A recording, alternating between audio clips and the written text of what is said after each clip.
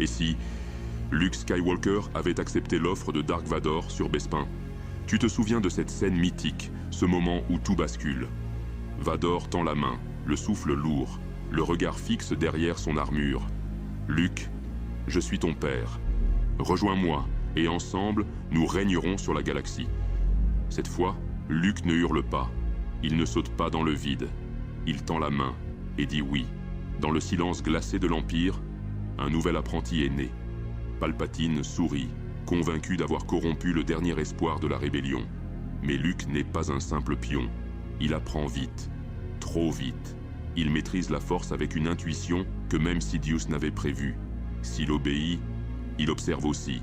Il comprend que l'Empire ne tient que par la peur, et que son père, derrière l'armure, souffre énormément. Vador, lentement, change à son contact. Une hésitation, une once d'humanité.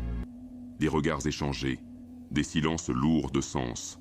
En secret, Luke manipule les ordres. Il sauve des civils, il détourne des ressources, il protège les rebelles.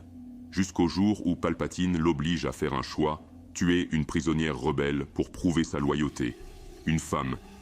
Mais ce n'est pas n'importe quelle prisonnière, c'est sa sœur, Leia Organa, le dernier espoir rebelle. Il perd alors son sang-froid et passe à l'action.